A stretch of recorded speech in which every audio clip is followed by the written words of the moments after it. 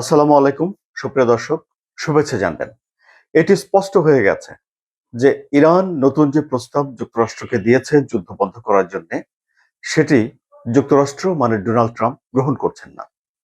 আবার হরমুজ প্রণালীতে যে নৌ অবরোধ যুক্তরাষ্ট্র আরোপ করেছে তা দীর্ঘস্থায়ী করার একটা মনোবাসনা ডোনাল্ড ট্রাম্পের আছে, এবং দীর্ঘদিন যদি নৌ অবরোধ থাকে তাহলে তেলের বাজারে এর একটা প্রভাব পড়বে। সেই প্রভাব দূর করে বাজারকে কিভাবে স্থিতিশীল করা যায় তারও একটা উদ্যোগ নেওয়ার চেষ্টা করছেন ডোনাল্ড ট্রাম্প। এই উদ্যোগের অংশ হিসেবে তিনি তাদের দেশের যেসব তেল কোম্পানিগুলো রয়েছে তার সিইওদের ডেকে নিয়ে বৈঠক করেছেন এবং আলাপ আলোচনা করেছেন যে কিভাবে অবরোধ রেখে বাজারকে ঠিক রাখা যায়। ডোনাল্ড ট্রাম্পের এই যখন পরিস্থিতি, তখন ইরান কি করছে, পাকিস্তান কি করছে, ইরান যুক্তরাষ্ট্রের মধ্যে কি আবারও সরাসরি যুদ্ধ বেঁধে যেতে পারে, নাকি তারা এখন অবরোধ পাল্টা অবরোধ এবং অর্থনৈতিক লড়াইয়ে আরো বেশি পরিমাণে আটকে পড়বে, সেসব বিষয় নিয়েই আলোচনা করব এই কন্টেন্টে। আমি আনোয়ার সাদি আপনাদের স্বাগত জানাচ্ছি। তাহলে ইরান হরমুজ প্রণালীর নিয়ন্ত্রণ নিয়ে নিয়েছে এবং যারাই এই হরমুজ প্রণালী পার হওয়ার চেষ্টা করছে তাদেরকে ইরানের অনুমতি নিতে হচ্ছে অথবা ইরানকে ফি পরিশোধ করতে হচ্ছে। এই পরিস্থিতি থেকে হরমুজ প্রণালীকে উদ্ধার করার জন্য মার্কিন প্রেসিডেন্ট ডোনাল্ড ট্রাম্প এখন হরমুজ প্রণালীতেও একটা নৌ অবরোধ আরোপ করেছেন। অর্থাৎ তিনিও এই হরমুজ প্রণালী ব্যবহার করে ইরানের বন্দরগুলোতে কোনো জাহাজ যেতে পারবে না, ইরানের বন্দর থেকে কোনো জাহাজ আসতে পারবে না, এরকম একটা অবস্থান সেখানে তৈরি করছেন বা তৈরি করার চেষ্টা করছেন। উদ্দেশ্য কি? উদ্দেশ্য হলো যে অর্থনৈতিকভাবে ইরানকে একেবারে ধসিয়ে দেয়া। এমনিতে যুদ্ধের প্রভাব ইরানের উপরে পড়েছে, সেখানে মূল্যস্ফীতি 65% বেশি হয়ে গেছে। মূল্যস্ফীতি মানে হলো যে গত বছর একই দিনে যে পণ্যটা 100 টাকায় যতটুকু পরিমাণ আপনি কিনতে পারতেন, এইবারে এই বছরে মানে ঠিক 1 বছর পর একই দিনে ওই একই পরিমাণ পণ্য কিনতে যত বেশি টাকা দিতে হয়, সেটা হলো মূল্যস্ফীতি। তাহলে যদি ইরানের মূল্যস্ফীতি 65% হয়, তার মানে হলো যে জিনিসটি কিনতে গত বছর 100 টাকা লাগতো সেটি কিনতে এবছর 165 টাকা লাগছে। জিনিসপত্রের দাম যদি বাড়ে তাহলে মানুষের উপরে একটা প্রভাব পড়ে, সুতরাং ইরানের জনগণের উপরে এই যুদ্ধের একটা প্রভাব পড়েছে। একইভাবে এই যুদ্ধের প্রভাব থেকে যুক্তরাষ্ট্রের বাজারও মুক্ত থাকেনি।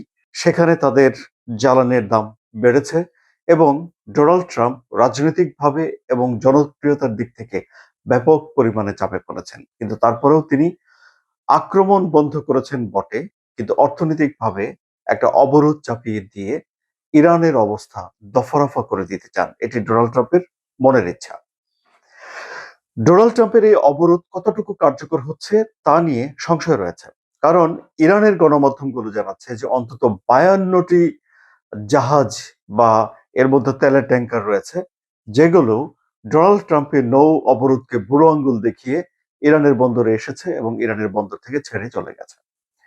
এমনকি যুদ্ধ শুরু হওয়ার আগে ইরান প্রতিদিন 16 লাখ ব্যারেল তেল বিক্রি করত। যুদ্ধ শুরু হওয়ার পর ইরান 18 লাখ ব্যারেল তেল বিক্রি করেছে, তাদের তেল বিক্রি বেড়েছে। এখনো ইরান তেল বিক্রি করতে পারছে, কিন্তু পরিমাণ কত সেটি এখনো জানা যাচ্ছে না। আবার ডোনাল্ড ট্রাম্প মনে করেন যে ইরান তেল বিক্রি করতে পারছে না, ফলে তার উৎপাদিত তেল রাখার জায়গা ফুরিয়ে আসছে। তাহলে ইরানকে এই তেল উম উৎপাদন বন্ধ রাখতে হবে, যা ইরানকে প্রভূত ক্ষতি করবে।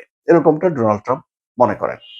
এখন সামাজিক যোগাযোগ মাধ্যমে ডোনাল্ড ট্রাম্প চশমা পরা, হাতে মেশিন গান নিয়ে একটা ছবি দিয়েছেন, যার পেছনে এআই জেনারেটেড একটা পিকচার দেখা গেছে যেখানে বিস্ফোরণ দেখা যাচ্ছে এবং তিনি লিখেছেন no more mister nice guys, অর্থাৎ ভদ্রতার দিন শেষ। আমি দেখলাম বাংলাদেশের একটা পত্রিকাতে এটা অনুবাদ করেছে ভদ্র সাজার দিন শেষ। ব্যাপার যাই হোক, ডোনাল্ড ট্রাম্প ইরানকে কঠোর জবাব দিতে চায় আর ভদ্রতা করতে চায় না, এরকম একটা বিষয়েই এই ছবি দিয়ে তিনি প্রকাশ করেছেন।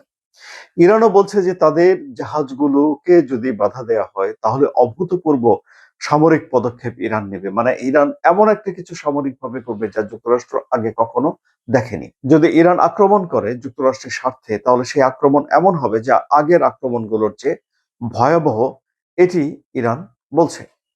এখন এই অবরোধ নিয়ে ইরানের স্পিকার বাকের গালিবাফ বলছেন তার দেশের জনগণের উদ্দেশ্যে যে যুক্তরাষ্ট্র অবরোধ দিয়ে ইরানকে আসলে আত্মসমর্পণ করার জন্য বাধ্য করতে চায় এবং এমনকি ইরানের ভেতরে একটা আহ মতভেদ তৈরি করতে চায়, ইরানকে ভাগ করে ফেলতে চায় ইরানের জনগণের মনোভাবকে। সুতরাং কালিবাফ বলছে যে যুক্তরাষ্ট্রকে ঠেকিয়ে দেওয়ার জন্য এখন ইরানের জনগণকে ঐক্যবদ্ধ হতে হবে। এই পরিস্থিতিতে ডোনাল্ড ট্রাম্প তাহলে ইরানের দেয়া যে প্রস্তাব যে প্রথমেই এই যুদ্ধটা একদম বন্ধ করে দিতে হবে, তারপরে হলো গিয়ে হরমুজ প্রণালীর দখল ছেড়ে দিয়ে এটিকে উন্মুক্ত করতে হবে এবং তারপরে ইরানের পারমাণবিক কর্মসূচি নিয়ে আলাপ আলোচনা করতে হবে, এই যে প্রস্তাব এটিকে ডোনাল্ড ট্রাম্প মোটামুটি ভাবে বাদ করে দিয়েছেন বা সম্মত হননি, এটি আমরা দেখতেই পাচ্ছি। ডোনাল্ড ট্রাম্প এখন বলছেন যে ইউরেনিয়াম সমৃদ্ধকরণ নিয়ে আগে আলোচনা করতে হবে এবং অবরোধ সেখানে চলবে এবং দীর্ঘমেয়াদী অবরোধ চালিয়ে যাওয়ার জন্য তিনি সতর্কতামূলক ব্যবস্থা হিসেবে তেল কোম্পানির সিইওদের নিয়ে তিনি বৈঠক করেছেন। এই হলো পরিস্থিতি। এখন পাকিস্তান চাইছে যে উত্তেজনা যেন আরো না বাড়ে এবং কোনোভাবে যেন পরিস্থিতিকে এখানে সামাল দিয়ে দুই পক্ষের ভিতরে একটা চুক্তি করে দেয়া যায়। কিন্তু ডোনাল্ড ট্রাম্প বলছেন যে ইরান জানেই না যে কিভাবে পারমাণবিক অস্ত্র মুক্ত থাকার জন্য একটা চুক্তি করতে হয়। ইরানকে তিনি দ্রুত বুদ্ধিমান হওয়ার পরামর্শ দিয়েছেন। আবার ধরুন, এই যুদ্ধ যখন শুরু হয়ে গিয়েছিল তখন ইরানের পররাষ্ট্রমন্ত্রী আব্বাস আরাকচি বলেছিলেন যে পারমাণবিক বিষয় নিয়ে চুক্তি করা আর ভবন ক্রয় বিক্রয় করা এক নয়। আপনারা জানেন যে ডোনাল্ড ট্রাম্প নিজেও একজন আবাসন ব্যবসায়ী এবং তার যে বিশেষ দূত স্টিভেন উইটকফ তিনিও একজন আবাসন ব্যবসায়ী। সুতরাং দুই পক্ষের ভেতরে মোটামুটি ভাবে দূরত্ব এখনো রয়েই গেছে এবং সুযোগ পেলেই এক পক্ষ অপর পক্ষকে কড়া কথা শুনিয়ে দিচ্ছে। কিন্তু এই যে হরমুজ প্রণালী বন্ধ থাকা, এর ফলে বিশ্ববাজারে তেলের অস্থির হওয়ার যে আশঙ্কা, সেটি এখন মানুষের মাথা ব্যথার কারণ হয়ে দাঁড়িয়েছে। আলোচনা কেমন লাগলো? যদি ভালো লাগে তাহলে সাবস্ক্রাইব করে চ্যানেলের সঙ্গে থাকুন। ধন্যবাদ।